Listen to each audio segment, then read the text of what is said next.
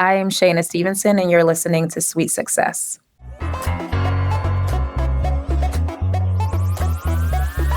You've just checked in to Sweet Success. Join me, Katie Cline, for exclusive conversations with hotel executives, hospitality leaders, and industry innovators. Together, we'll uncover the strategies and techniques these masters of hospitality relentlessly refine. Whether you're already in the industry or just starting out, tune in every week to unlock the secret to your sweet success. Hello, everyone, and welcome back to another episode of Sweet Success. I'm your host, Katie Cline, and today I am really excited to welcome Shana Stephenson to the show. Shana is the Chief Brand Officer of the New York Liberty, where she has overseen one of the most exciting transformations in professional sports. Under her leadership, the Liberty became a cultural force in New York City and clinched their first ever WNBA championship. A former ESPN marketing professional with nearly 20 years of sports industry experience, Shana's work has been featured in Fast Company, The Washington Post, Sports Illustrated, and more. She's written for outlets like Essence, MSNBC, and Refinery 29, and her visionary leadership has earned her numerous accolades, including being named to Ad Age's 2024 class of leading women. Shana, thank you so much for being here today. Thank you so much for having me. I'm really excited to chat with you. I am so excited to chat with you because as a little girl, I loved to play basketball. Probably something most people don't know about me because unfortunately, I definitely don't play well anymore or a lot anymore. But there's something that was really special to me as a child that I immediately thought of when I knew we were going to have this conversation. And there had been this cartoon in the newspaper that I loved so much. I cut it out and I taped it to the back of my childhood bedroom door. And it had 3 frames in the cartoon. And in the first frame, it was a little boy and a little girl on a basketball court. And the little boy looks at the girl and says, "You play like a girl." Mm-hmm. And in the second frame, you can see the little girl thinking with her little, thought bubble. And it says, "Rebecca Lobo, Cheryl Swoops, Lisa Leslie." This was the 90s, of course. Mm-hmm. And in the third frame, she says, "Thank you." And so I really would love to start there because obviously that it really touched me at the time. It was something that empowered me to see that representation. So what did representation in sports mean to you growing up? And what does it mean to you now being one of the people that's really shaping this for the next generation? Yeah, that's a really special story, especially considering how long it's taken us to get to where we are today, where playing like a girl is championed and celebrated and not seen as a derogatory remark or comment. But I would say my earliest memories of representation and seeing myself in sport were represented by Dominique Dawes, who is a gymnast, Black woman, and then also Florence Griffith Joyner, who was a track and field athlete. And she wore a one-legged sleeve and on her leg and had really long nails. And at the time, I may not have been able to have the vocabulary for it or to understand that what she represented was, intersection of sport and fashion and culture. But there was something about her that I was truly able to identify with as a young Black girl at that time. Yeah. And to see her on magazine covers and her, being the best in her sport. And then the same with Dominique Dawes, it really resonated with me. And then, the Williams sisters emerged into the spotlight and that resonated with me. And then in the 96 Olympics is when, women's basketball and all of the players that you just named really emerge into the spotlight and representing USA basketball. And that launched the WNBA a year later. So all of those moments, and I guess a lot of them are tied to the Olympics, ironically enough, have really shaped me as today. And, similar to yourself, I'm not really an athlete.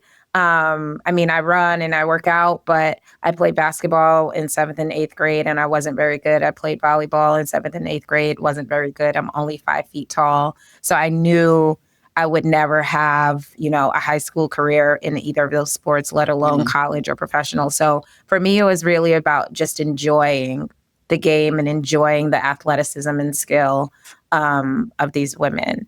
And Yeah. then today, to be in a position where, to your point, I get to shape this industry and shape the images and how, women athletes are perceived and amplify their voice and everything that we're doing. It's definitely a pinch me moment, a moment that I don't take for granted, a moment that, I feel a sense of gratitude for, but also like a huge responsibility to get right and Yeah. not not Yeah. fumble this No opportunity. pressure. Yeah, You are from Long Island originally, right? I am. Yes. Me too. So I'm from Hicksville originally. Oh, okay. And So I'm from Massapequa, but I went to Trinity Lutheran, which was in Hicksville. I And grew up down the block from Trinity. wow, Literally, like I could throw a stone at it from my house. that's insane. And I also went to Holy Trinity. Oh my gosh. Okay. Yeah, So my cousins went there. That's so funny. such a small world. Yeah, small world. And I wanted to ask you because people make a comment to me about it all the time, and I'll tell you how I got here. But you also don't have a Long Island accent. Did you work on getting rid of it, or had you never had a Long Island accent? I don't think I ever had one, to be honest. So, Really? I mean, it depends on, I think it might come out once in a while, but my mom is from Harlem. And so even though I like grew up on Long Island and went to school there, my whole life was shaped by Harlem. So Mm, even like I've lived there now in Harlem over 20 years. right. So I don't know how I don't know. I don't know how I didn't, pick up a Long Island accent. Yeah, I mean, Yeah. it is thick, and mine used to be very, very thick. And anytime I'm home with my family, I'm like, wow, I can hear it now. I had a boss at my first job when I was 22 years old in working in fashion. She would stop meetings and correct my pronunciation, which was absolutely mortifying. Oh Mortifying. However, no. it was very effective. And now I feel like you have kind of an accent that kind of blends that people wouldn't immediately be like, oh, that's Long Island right Yeah, there. I mean, you can hear that it's a New York accent. The first time someone really called me out on my accent was when I pronounced Orange, Uh-huh. orange, and not orange. And she corrected me, like she was like, "Wait, pronounce that again." And I was like, "Orange." Like I didn't even understand what she was trying to get at. And then she was Right. like, "That's not how you pronounce it." And I was like, "Oh." Um, so that was a moment where I was like, I guess I do have an accent, but I never really noticed it myself until it was Yeah. pointed out. We don't notice these things because where we grow up, that's normal, right? Yeah. The first time I left the country was when I found out it was funny to be from a place called Hicksville. I didn't know it was funny because it was normal to me. Yeah. It's Yeah. really interesting. And so going back, you said, you played sports, but you weren't, necessarily interested in becoming a professional athlete, let's say. Yeah. But you always enjoyed the game. And I imagine because I know you have a master's in sports business from NYU. Mhm. You're from New York originally, as we were just talking about. So on paper, what you're doing right now sounds like that perfect job for you. So I did hear that you were pre-med at one point. So was it like this was the path that you were supposed to go, or were you going down a different route at some point and then eventually found your way here? Yeah, so I think it's a little bit of both. So I was always a sports fan. Like I wrote it, read it, listened to it, watched it. However, I could consume it, I did ad nauseum, right? And Mm, so I would start at the back of the newspaper and work my way back to the front. So I would start reading the sports news. In the morning when I would like ride the bus to school. That was what I did on my commute. or when I started working and taking the train into the city, and I was, would commute on the Long Island Railroad before I moved into Harlem. Mhm. I would start and read the back of the newspaper. I would watch everything I could. I would listen to sports talk radio. Like, I grew up listening to The Fan in the car with my parents. And so it was really ingrained in who I was. But I never really thought of it as a career path because I never saw anyone that looked like me in those spaces. And so I just Mhm. never even considered it. And, even in college, I would meet my friends out at the club later because I needed to finish watching a basketball game.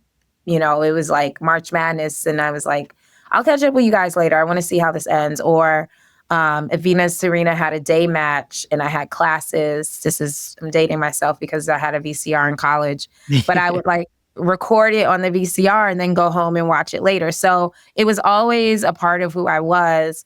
But when I started at college, I was a chemistry pre-med major because I loved chemistry in high school, and I didn't really know what I wanted to do. So it was like, you just say doctor, lawyer, whatever. So I chose the doctor path, and it was really tough. College was not easy for me initially, and my GPA dropped very low. And then I pivoted to psychology because at that point it was just about surviving. And, I was like, well, with psychology, it's just, I just need to read books and write papers, and I can do that. And I did. And then I also had a love for fashion. So in my senior year, when the majority of my classes were done, I took a lot of fashion electives. And that's when I pivoted into fashion first. But I was always still very much into sports. Mhm. But again, I didn't know that that could be a thing. Like, I could Right. work for it until later on in my career when a number of people were like, have you ever thought about working in sports? Have you ever thought about it? And then I looked into it. And at that point, I had a lot of marketing experience. And I figured I could just parlay that experience into the sport industry, but so hard to break into. It's an extremely competitive and saturated industry. And so even though I had a lot of great sports or marketing experience, I wasn't getting the responses that I'd hoped. And a lot of the resumes were looking for someone who had interned in sports or who had a master's or an MBA. And I didn't have any of that. And that's when Yeah. I made the decision to go to NYU to get my master's in sports business. And Right. it worked out. Yeah, it's so interesting. We have so many parallels in our story because I was very similar. I started working in fashion as well. I was working on the PR side of things instead of marketing. And I eventually thought the same kind of let me take this into my passion world, which is travel and hospitality. Mhm. And I had all this great PR experience. I would read all of the trade outlets and everything in the travel space, just like you were saying, you're like this voracious consumer of Yeah. all things sports. And every time I would interview, it'd be like, but you don't have travel experience. And it Mhm. takes either that right company, that right hiring manager, or like you said, going out and saying, you know what, then I'm going to go get a master's that will show you people that I definitely do have the experience. But I want to go back to what you said about, nobody looked like you. So you Mhm. didn't even know that this could be a career path. And I think it goes back to what we were talking about with how far we've come in women's sports, but also still how far we have to go. So Right. when you look at how far we've come, what gives you hope and what frustrates you that we're only this far in 2025?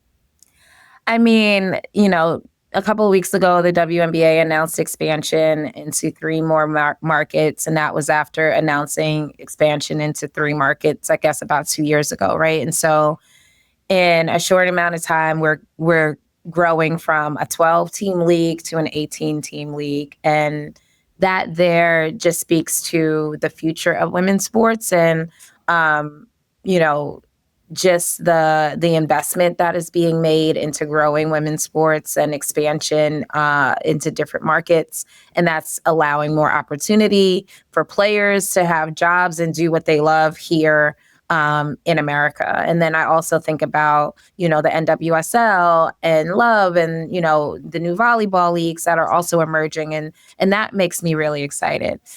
I attended the Olympics last season and also watched it on TV, and women drove the Olympics. You know, when you think about what Simone Biles was able to do, when you look at swimming, when you look at all of these other sports, US women's basketball team, they've won, I think it was like their sixth or seventh gold medal in a row, complete dominance across the board. That's what women's sports is about, right? And so I love to see the media uh, devoting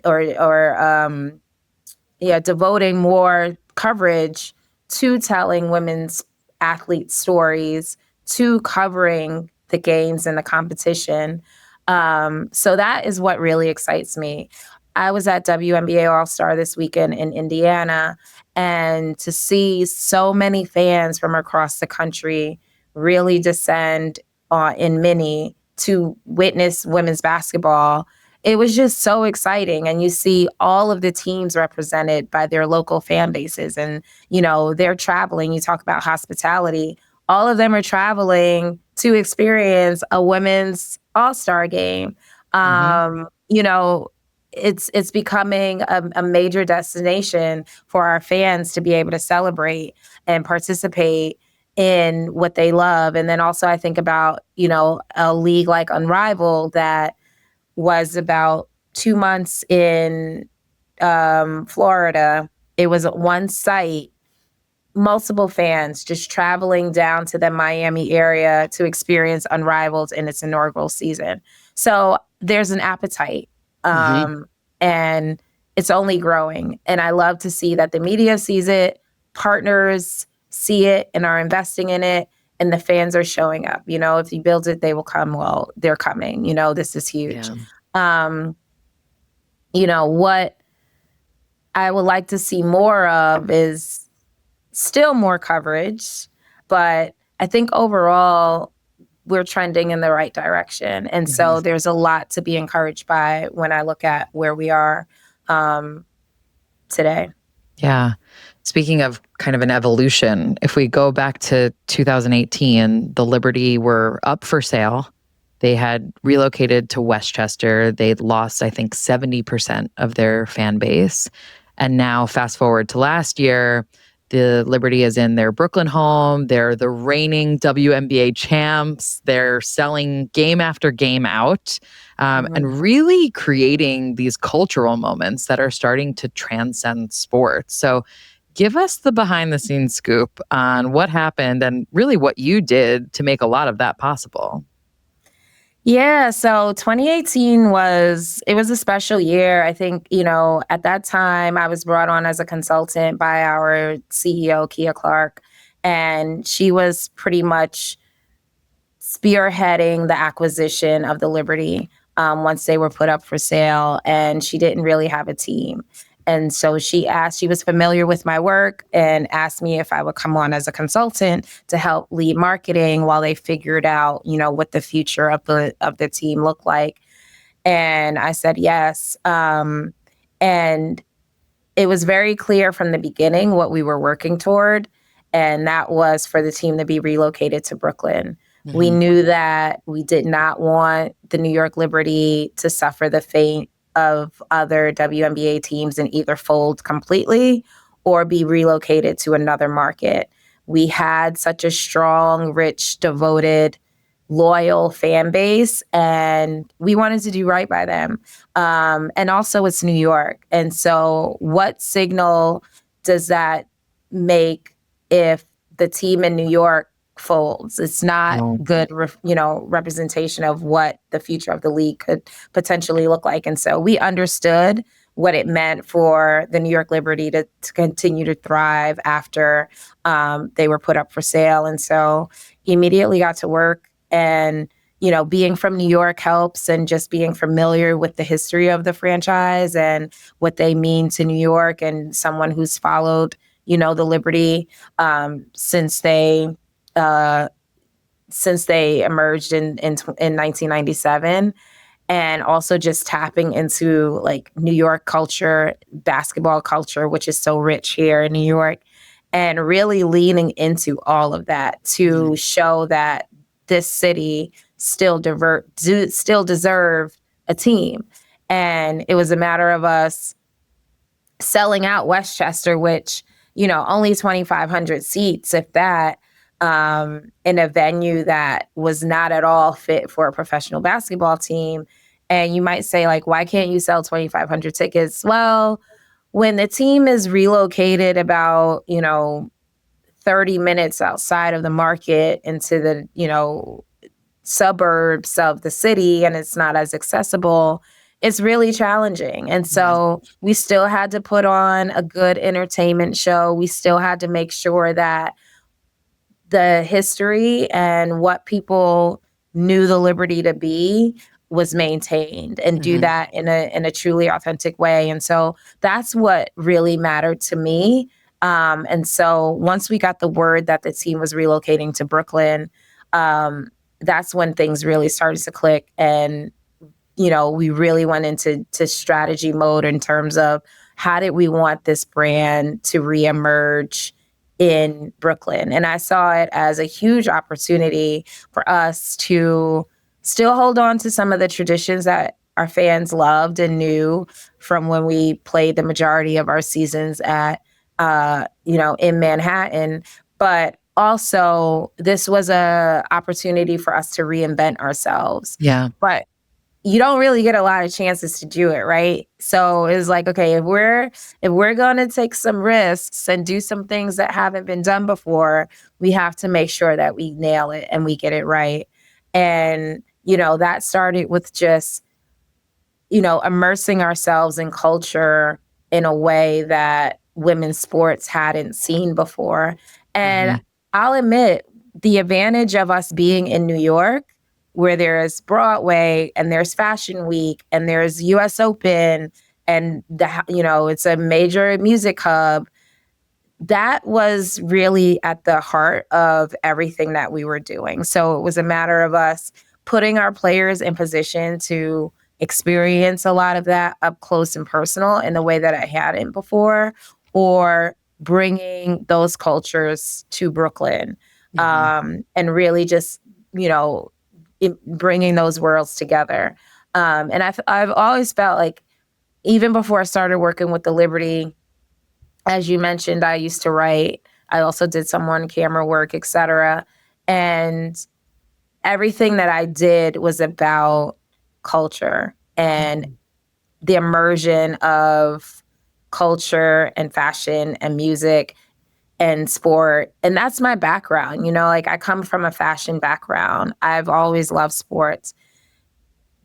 Florence Griffith Joyner, FloJo, was one of my idols growing up. And so to see how she was able to compete, but still be who she was as a Black woman, whether it be through her nails or her long hair and her one-legged tight, like, that all resonated with me. And Mhm. so it's not shocking that today it shows up in the work that I do or that I lead for this brand, because it's always been a part of who I was and how I saw sport. I always saw sport through that cultural lens. Yeah, that comes through so loudly, I think, in everything that you guys have done with the New York Liberty.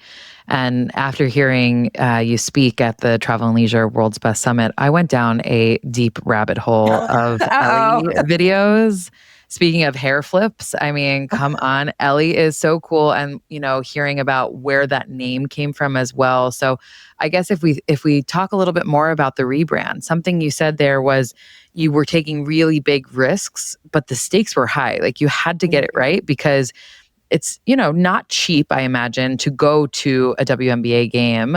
And you want those fans who have spent the money and the time to come to be like, that was so much fun. That was so incredible. We have to go back. Let's tell everyone we have to go back. Mhm. Versus that one time they come and it falls flat and they say, okay, that was great, but like next time, let's do something else. Right. So it's really cool to hear that you took all these big risks, because I could see someone else saying the pressure is too much. We have to get it right. That like it's too scary to take the risk. Mhm. So I guess talk a bit about that. Like, how did you feel empowered to take these risks, and what are some of the biggest ones that paid off?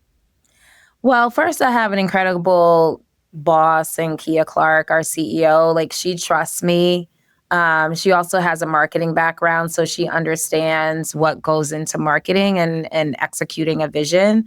And so that's been extremely helpful. That she gives me a lot of autonomy to really push the needle, for, and also ownership as well. Like they really trust us to know what's best for the brand.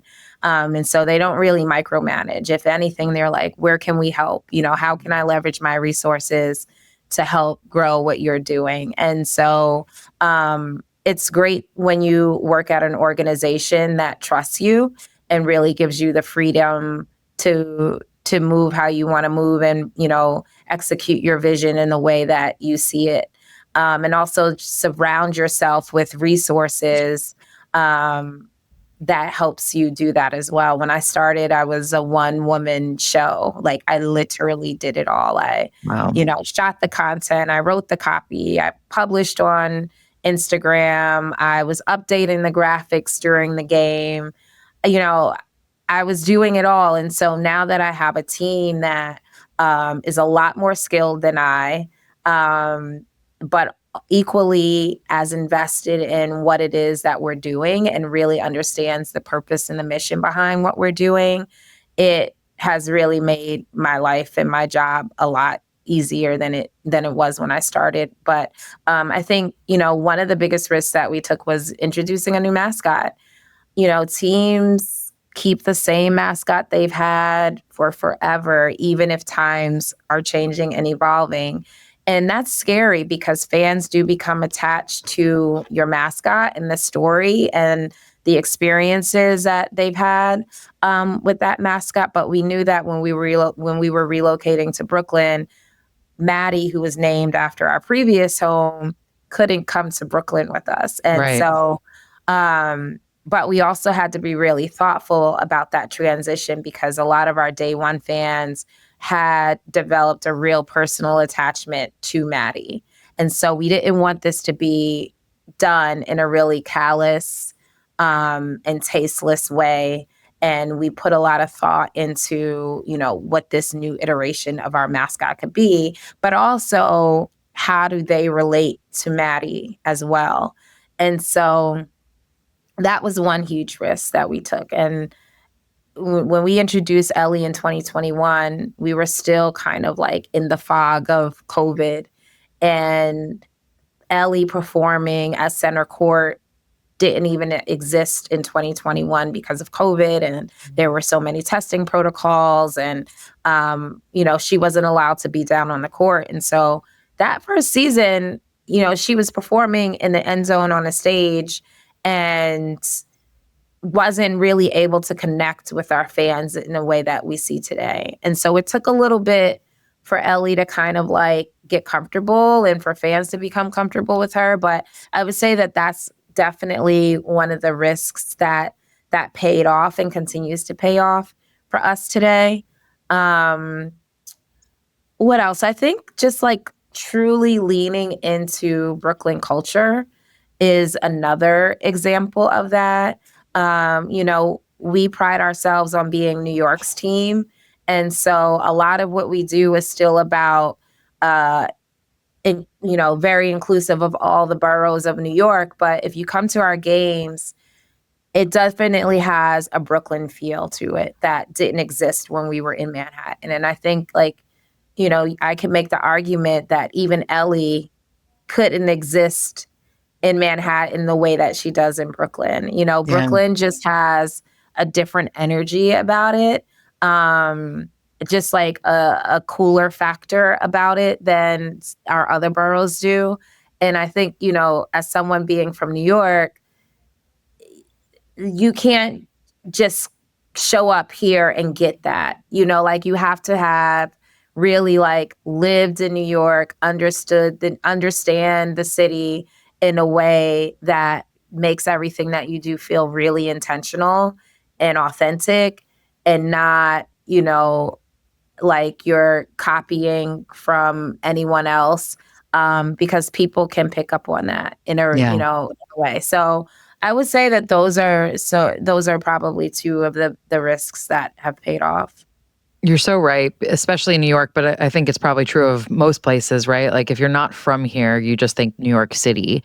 And then when you start to understand, you understand the different boroughs. But then even within the boroughs, you have different areas. And within those areas, Mhm. you have different sections. And you really had to know, what you were marketing and what you were trying to celebrate. And for Right. anyone listening or watching who isn't familiar with the New York Liberty's mascot, Ellie, I encourage you to also go down a video rabbit hole because I have never seen, I don't think, a mascot like her in the sense that she Mhm. is dancing with your dance team and always has a different look about her Mhm. too. And that just makes her feel so zeitgeist and so evolving, ever evolving with the time and with Brooklyn and very, New York.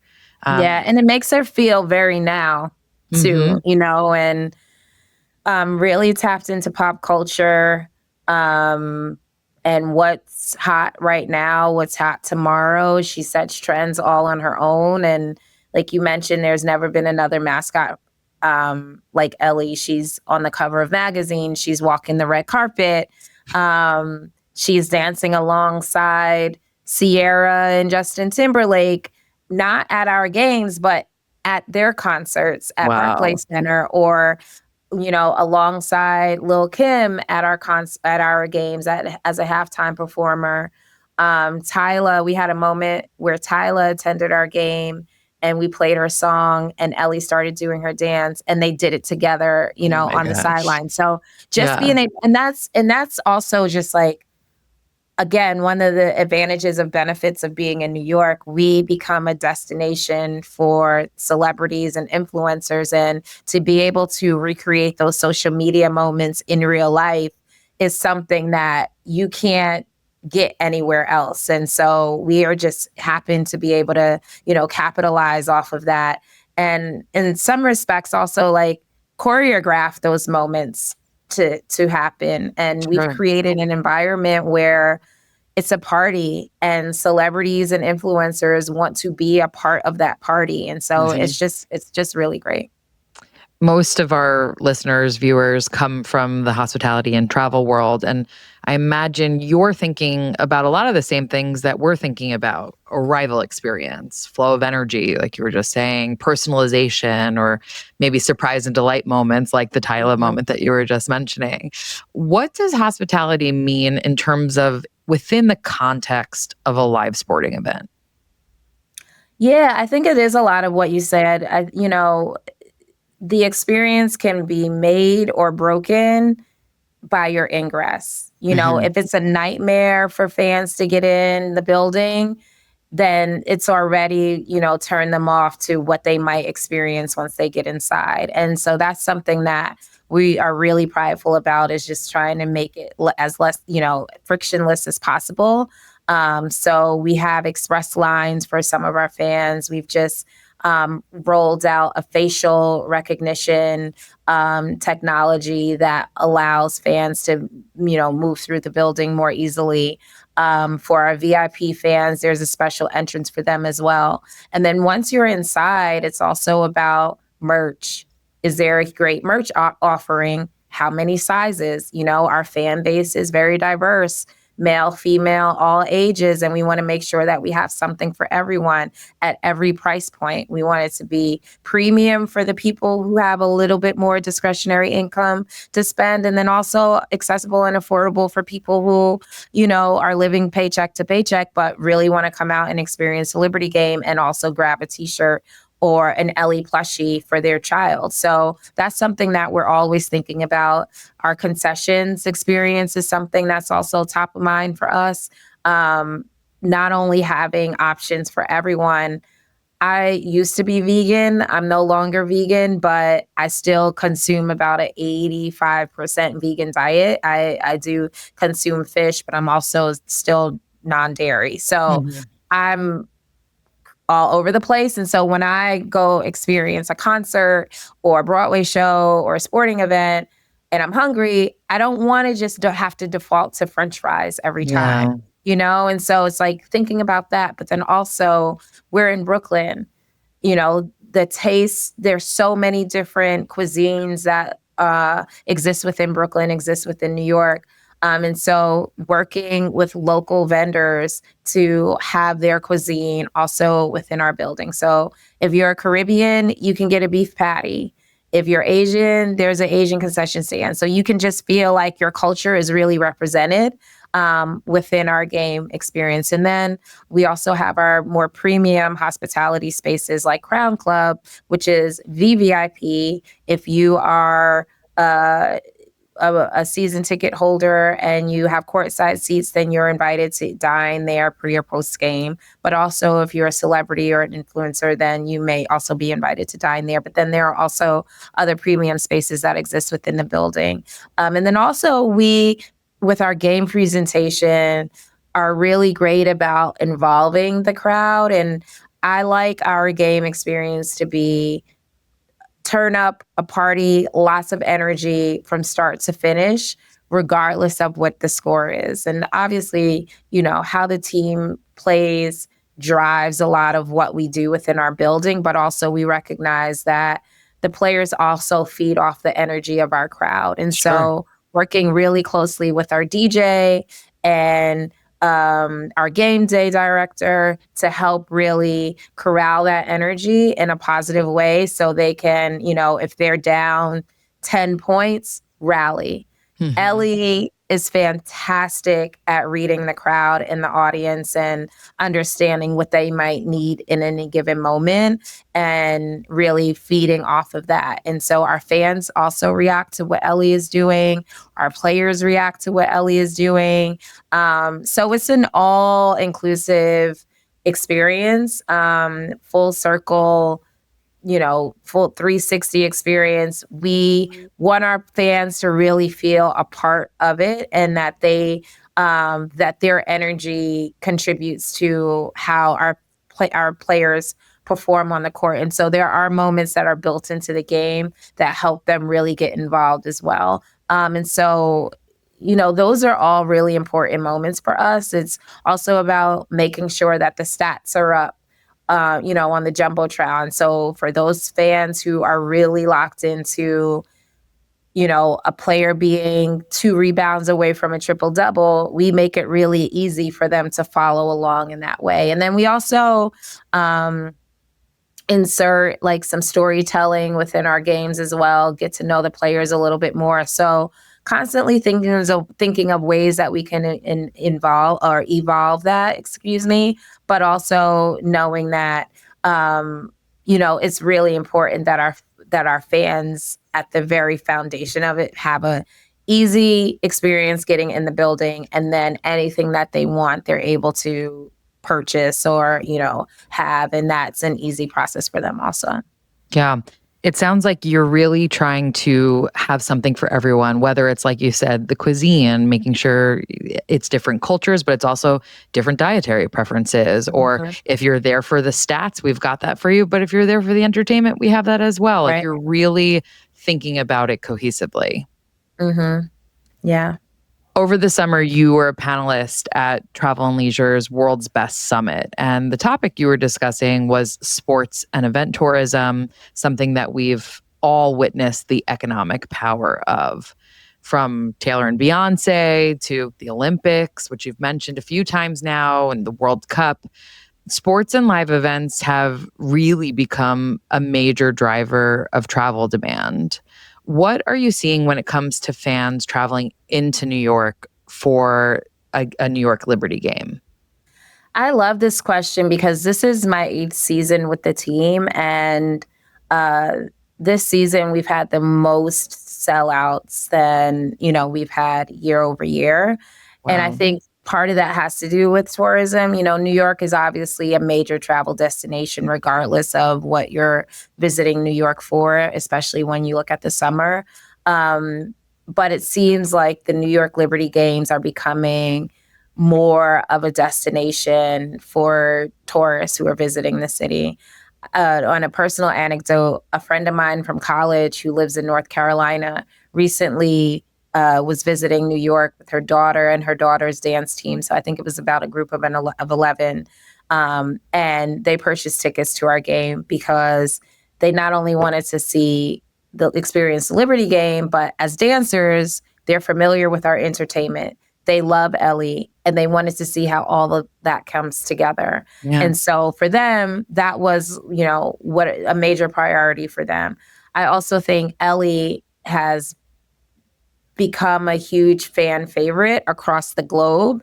And, she's gone viral on social media, and people are just curious and want to see and experience her live for themselves. Mm-hmm. Or maybe they'll get lucky and get a selfie with Ellie or buy some Ellie merch at our team store.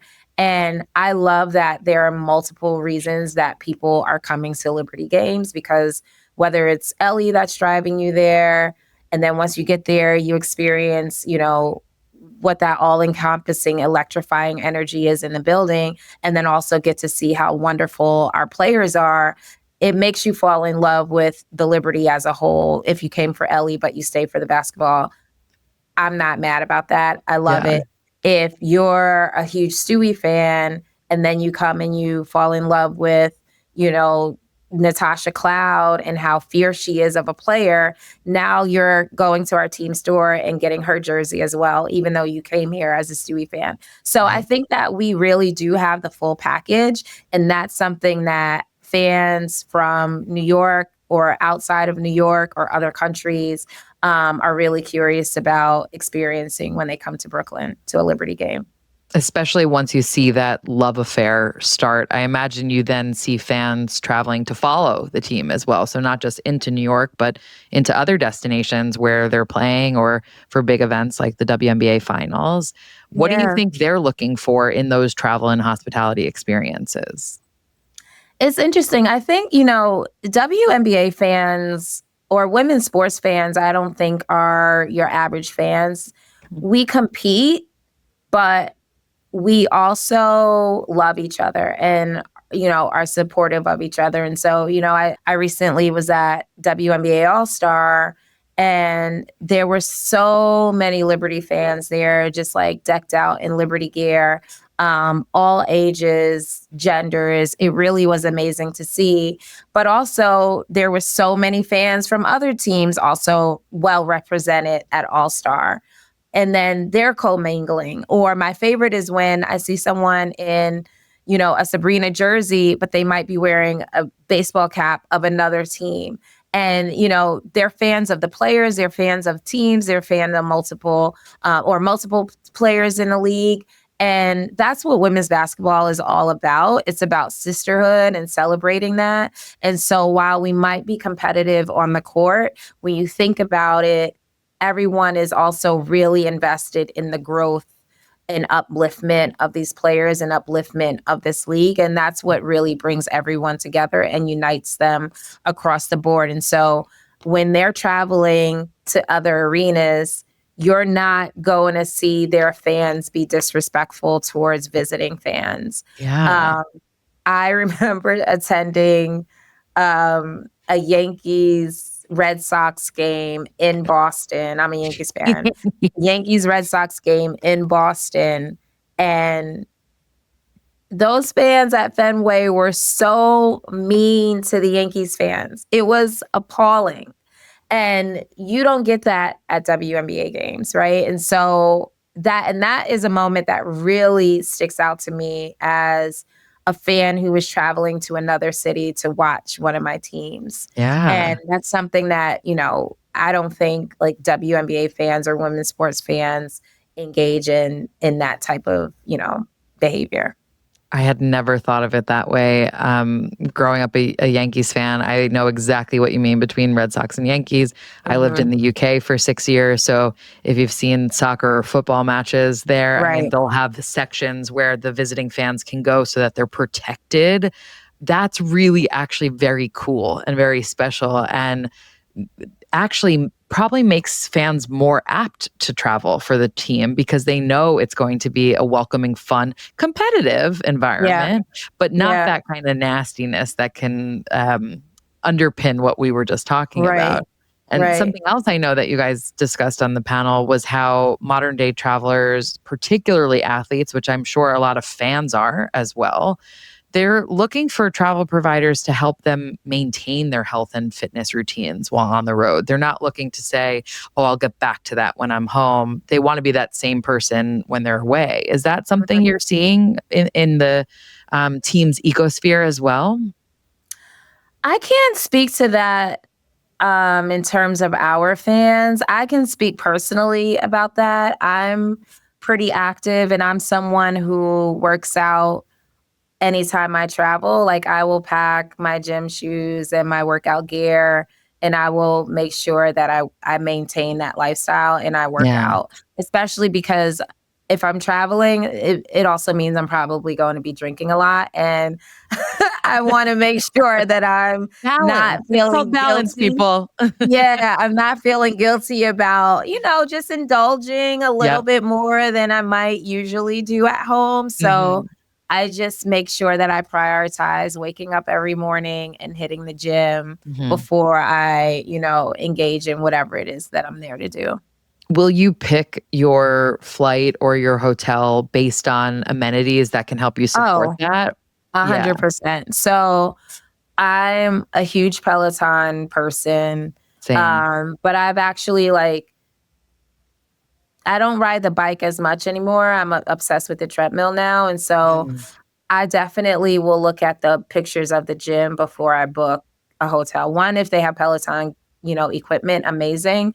But if they don't, I would just want to make sure that they have a gym that has good equipment or it's spacious enough for me to do weights and, do the treadmill if I want. So I definitely will book a hotel based on that. Something else you said during the summit was in relation to women's sports paraphernalia or merch. And you mentioned it as well with the Liberty too. And you said, I had never heard this phrase before, but I thought that is so accurate that the old model was to pink it and shrink it, which is so true. I think of all the gaudy, like rhinestone, lace embellished shirts where you're just like, no, I just want the same one as the guys, but just something that fits me or in a nicer fabric or something. So, can you explain a bit about maybe that old school version and then what the New York Liberty is doing today to really counteract that? Yeah, so there was that pink it and shrink it model where it was literally just like, let's just produce what we produce for the men, but make it pink and smaller. Hmm. And, that didn't work because one, we're fans of our team. So I mentioned I'm a Yankees fan. If I'm a Yankees fan, I want to wear blue and white because Hmm. that's the colors of my team. I don't want to Right. wear pink. That is not the Yankees color. So But I Shayna, don't you're want a girl. Don't you only wear pink? so our colors are seafoam, black and white. Don't assume that our fans want to wear pink because they're Hmm. women. So I think that strategy is long gone, which is great. And so what Hmm. we've done is we've continued to just lean into what our actual brand colors are. And I think we have the flyest, dopest colorway in all of sports You with do. our own black and white, and it's just fresh. um and but also when we think about the silhouettes of the merchandise that we're producing, do we have crop tops for those who want to wear something a little cropped?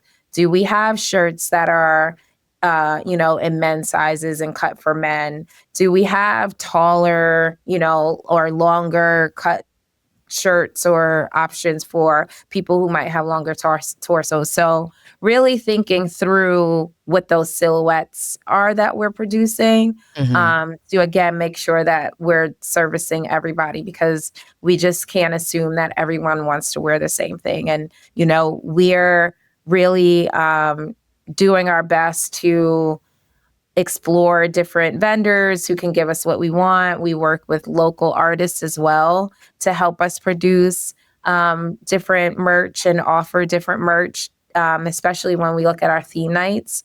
What does that look like, and how can we insert some of the cultures that we are celebrating on our theme nights through our merch and collaborating on that. So that's something that is definitely a priority for us. And as much merch as we offer, and I'm proud of the merch that we offer, we're never at a point where it's like, okay, we have enough. We're always thinking about how else we can continue to like grow our offering and serve our fans better.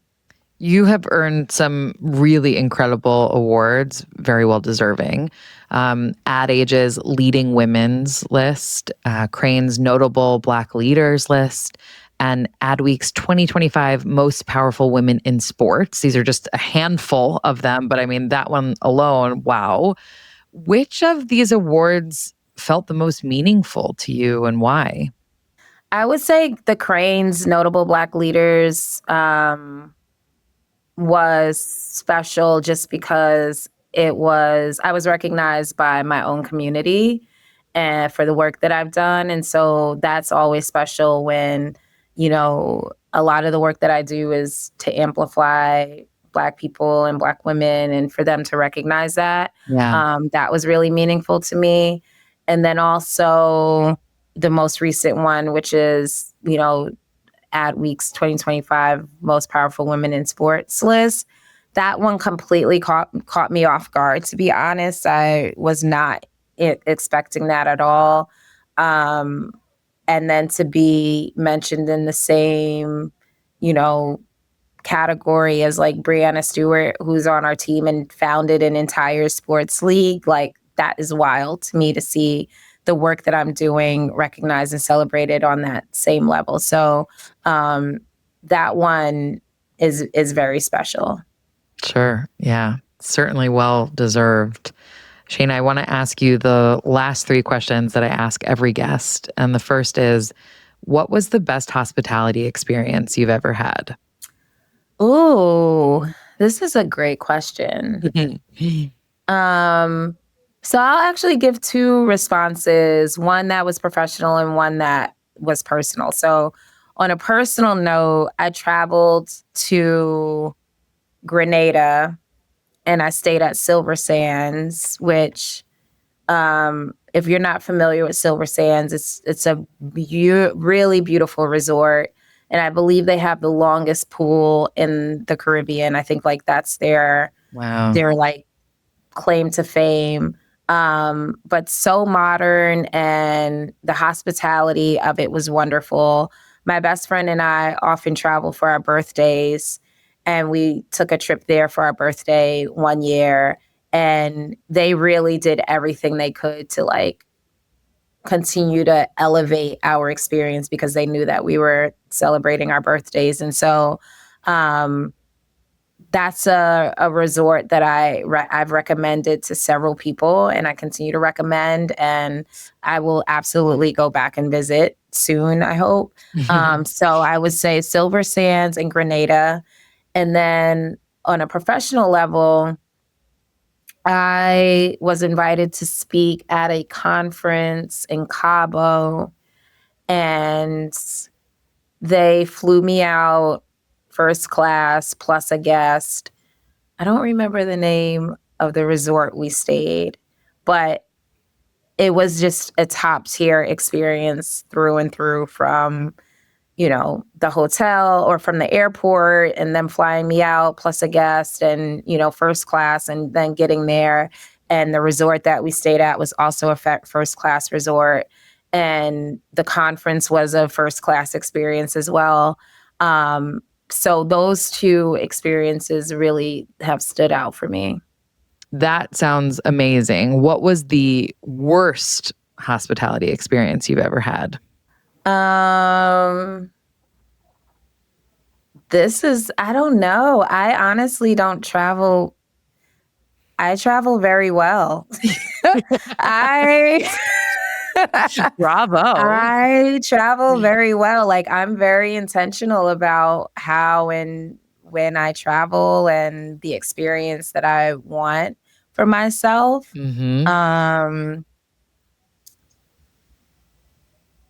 So I don't really have many bad, or nothing comes to mind to me right now that's like a bad hospitality experience. We all need you to help plan our travels in the future because you have the magic The magic pill, I think. I I research.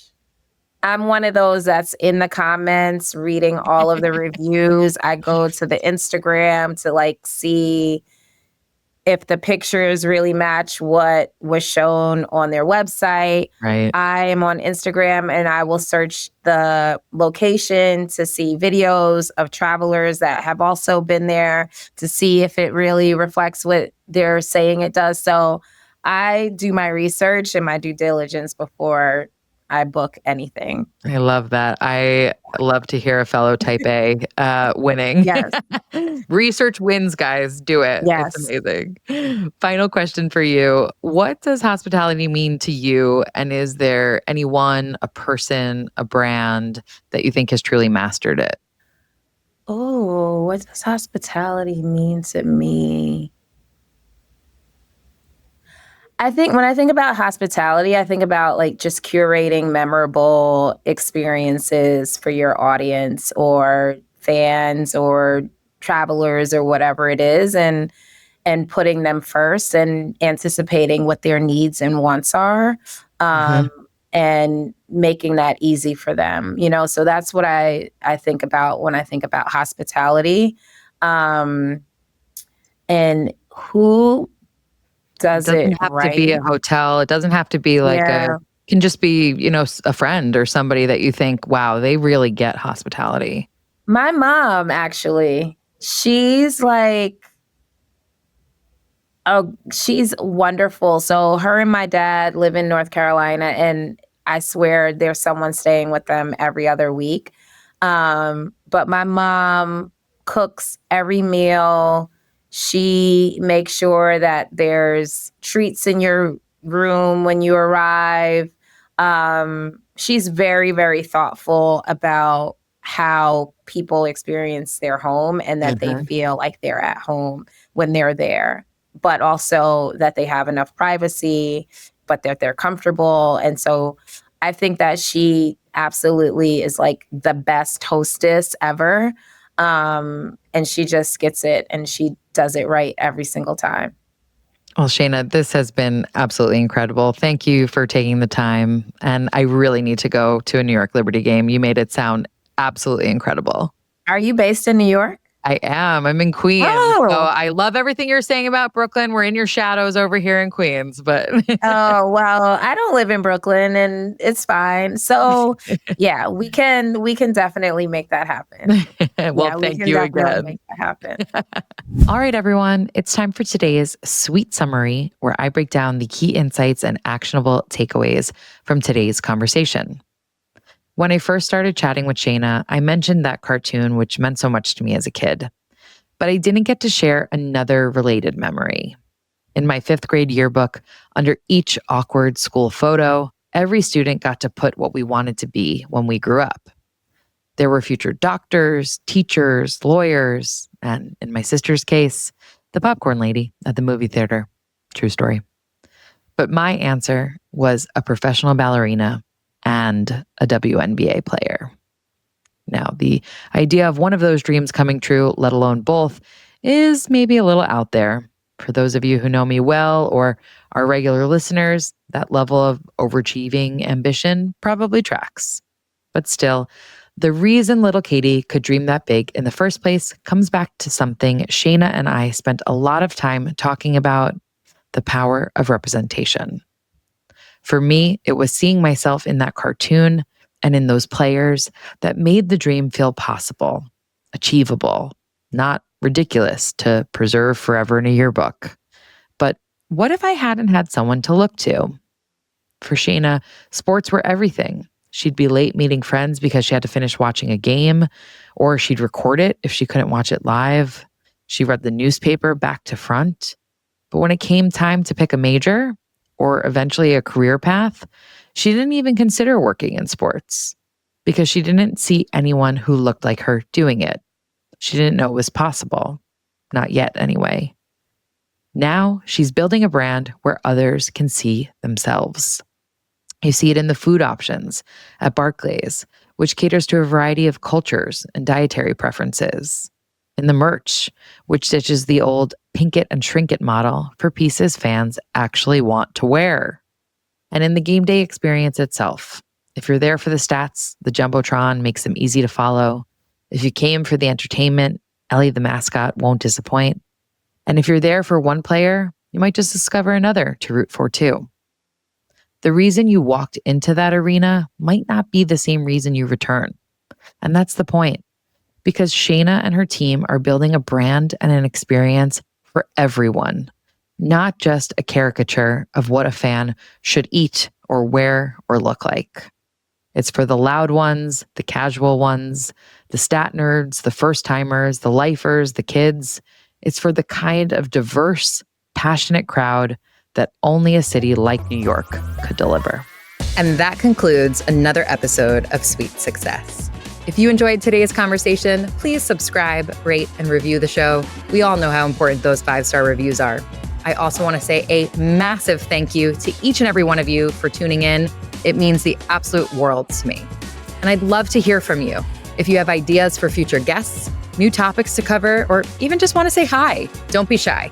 Message me through our website, sweetsuccesspodcast.com, or on social media at Sweet Success Podcast. That's sweet like hotel suite. Once again, I'm your host, Katie Cline, and I'm super excited to see you all next week.